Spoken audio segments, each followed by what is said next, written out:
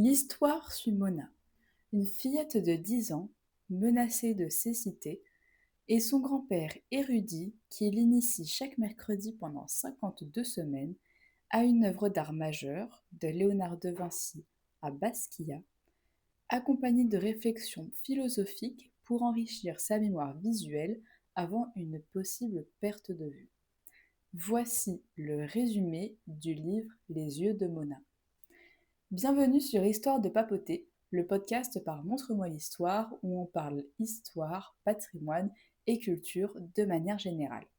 Aujourd'hui, j'avais envie de m'éloigner des sujets un petit peu plus habituels que je vous propose. La semaine dernière, nous avons parlé ensemble de la Renaissance et aujourd'hui, je me suis dit pourquoi pas vous parler directement de ce livre.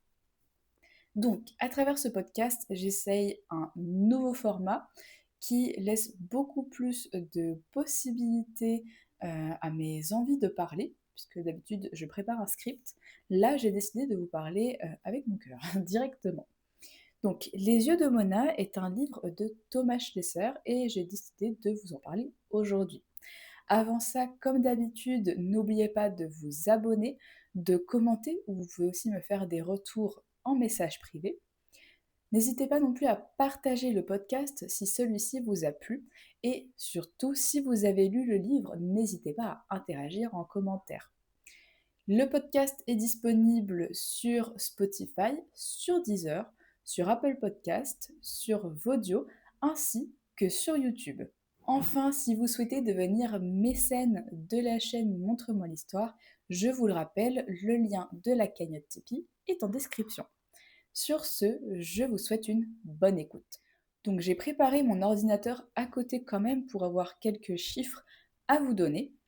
Donc, Les yeux de Mona, c'est un livre qui est paru initialement le 31 janvier 2024 chez Albin Michel dans la collection Romans français. Un petit peu plus tard, des éditions de poche sont publiées, je pense notamment au livre de poche le 4 août 2025 et illustré, le livre de poche illustré qui est sorti lui le 1er octobre 2025 avec plus de 160 œuvres à l'intérieur. Donc moi c'est à ce moment-là que j'ai réellement commencé à découvrir le livre. Avant ça, je n'en avais pas entendu parler et c'est en me baladant à Cultura ou à la Fnac que j'ai découvert Les yeux de Mona en rayon. J'en ai pris connaissance que vers fin 2025. Ce roman a eu beaucoup de critiques et c'est vrai que j'en avais entendu beaucoup de bien. Et fin 2025, moi je cherchais un livre qui allie histoire et sentiment en quelque sorte. C'est ce qui m'a menée d'abord à retomber dans la lecture, puisqu'avant je lisais très peu, donc avec La sage-femme d'Auschwitz, un livre que j'ai dévoré et adoré pour moi qui ne lisais que très peu avant. Là, j'étais complètement à l'opposé de ce que j'étais. Je pourrais vous faire une revue aussi sur ce livre. Je l'ai tellement apprécié que direct après, j'ai acheté la suite qui est La sage-femme de Berlin. J'ai adoré également, j'ai dévoré le livre, je suis passée par toutes les émotions. Je pourrais aussi vous en faire une revue. Il y en a un troisième qui est sorti et un quatrième qui est déjà sorti en Angleterre et bientôt en France. Mais là, j'ai décidé de faire une petite pause et de me lancer dans d'autres livres. Et ensuite, j'ai lu La librairie des livres interdits de Marc Lévy, que j'ai adoré.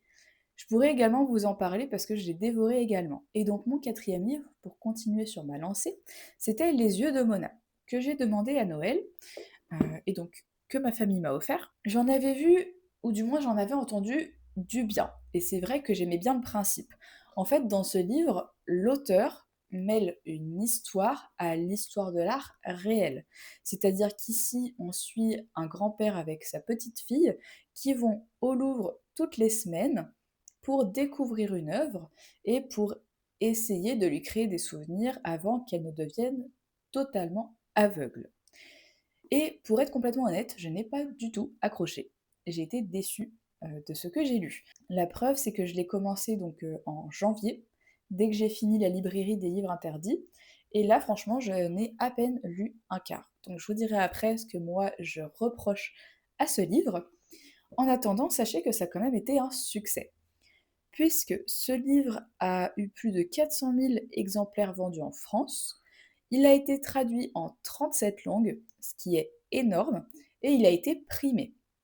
Donc, je pense notamment à la sélection 2025 du prix J'aime le livre d'art, aussi au palmarès Les 100 livres de l'année 2024 de Lire Magazine. Donc, il a eu des éloges, notamment pour l'initiation pédagogique à l'art, et je suis complètement d'accord avec ça. C'est vrai que ça permet de mettre un premier pied dans le domaine, même si on ne le connaît pas du tout, même si on est complètement étranger à l'art et à l'histoire de l'art. Et il a aussi eu des éloges quant à la sensibilité et au voyage initiatique.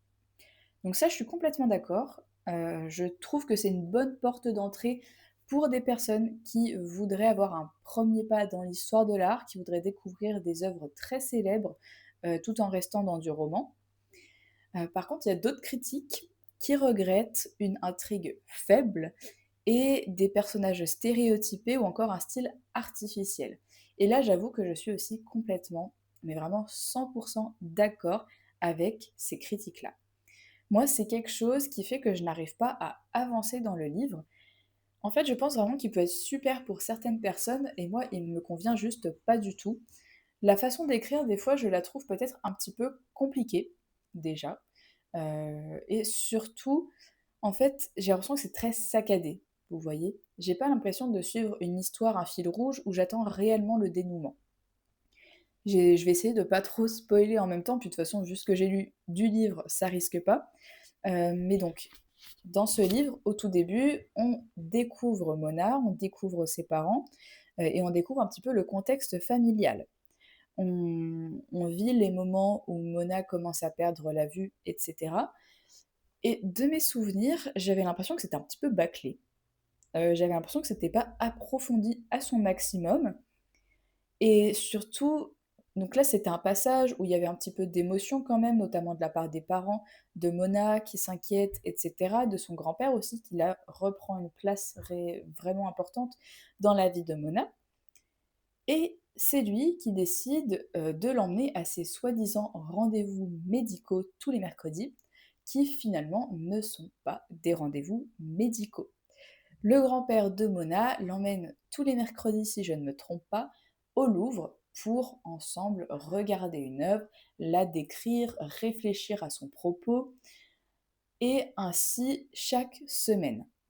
Et j'adore l'idée, vraiment, je trouve que c'est une excellente idée de faire ce genre de livre, mais ce que je n'ai pas aimé, c'est que j'ai l'impression qu'en fait, il n'y a pas de fil rouge. J'ai l'impression de ne pas vivre d'émotion en lisant donc ce qui se passe chaque semaine.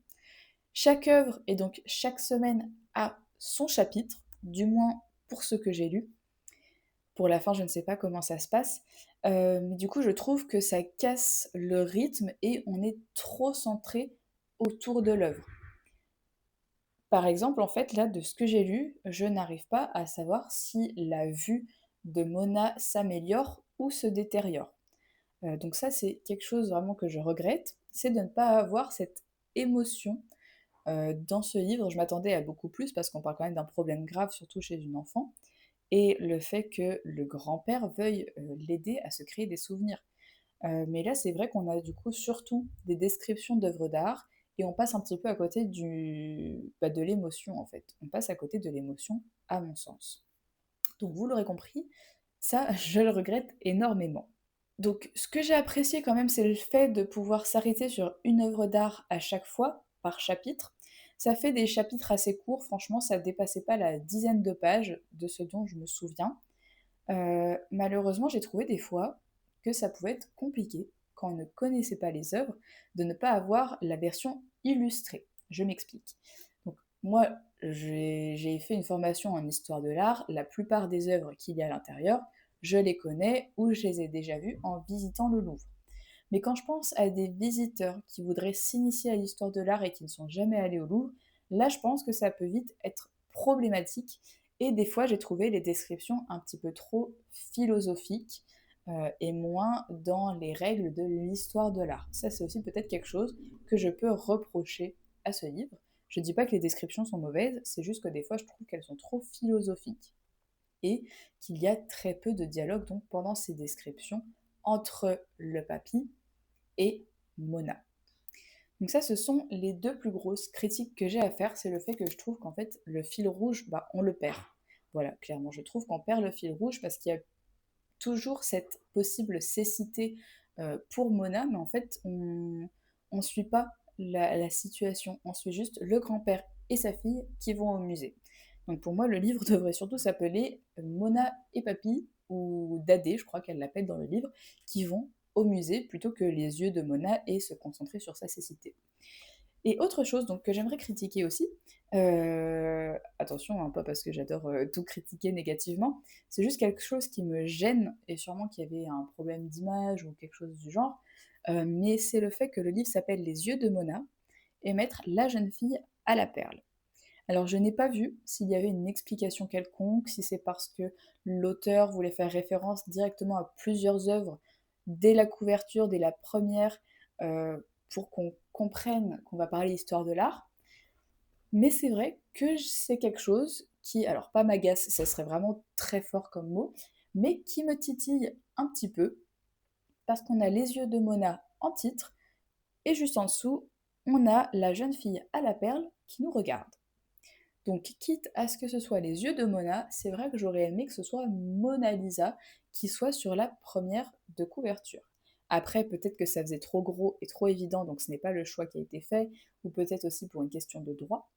Mais voilà, c'est vrai que c'est quelque chose que je regrette en quelque sorte. Après, c'est moi et moi-même encore une fois. Je vous donne vraiment juste mon avis de personne comme ça qui lit un petit peu, qui essaye d'étendre sa culture et qui a fait une formation d'histoire de l'art. Maintenant, je pense qu'il est temps que je vous parle du livre, enfin, un petit peu plus positivement. C'est-à-dire que déjà, je vais vous lire le résumé qu'il y a derrière, et non pas le premier que je vous ai fait en tout début du podcast. Donc, 52 semaines. C'est le temps qu'il reste à Mona pour découvrir toute la beauté du monde.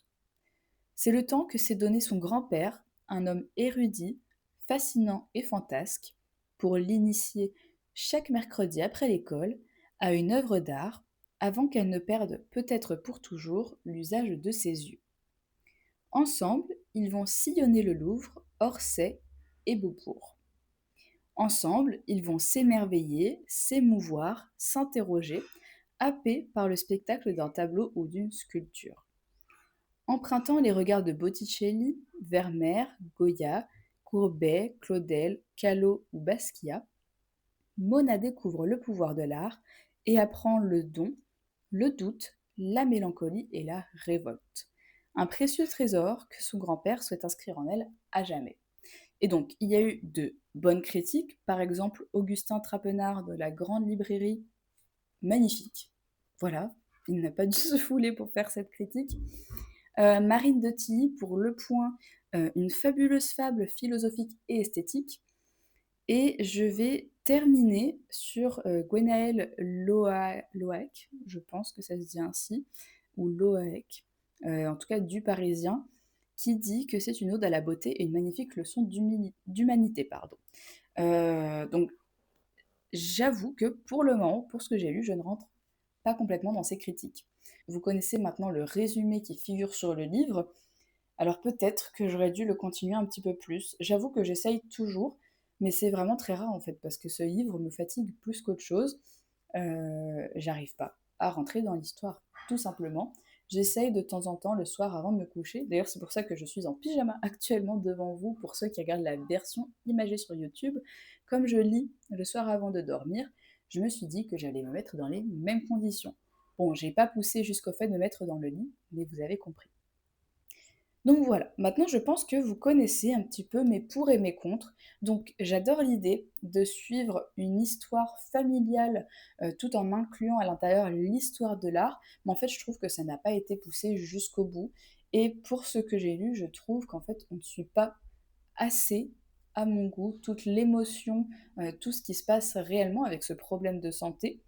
Il faudrait que je réussisse à le terminer et peut-être que je vous ferai une version 2 de ce podcast en vous disant un petit peu plus ce que j'en ai pensé, voir si mon sentiment c'était le même jusqu'à la fin ou si ça a changé.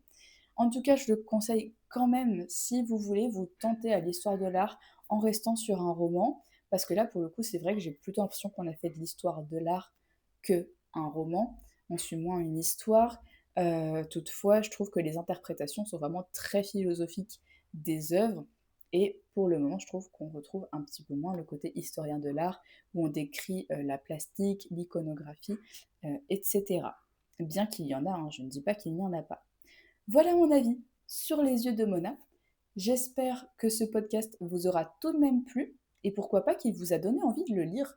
Parce que vraiment, je ne dis pas qu'il ne faut pas le lire, je pense que chacun doit le lire et se faire son avis. Je pense pas que ce soit un mauvais livre pour autant, je pense juste qu'il aurait pu être poussé un petit peu plus. Donc si vous l'avez déjà lu, j'attends votre avis.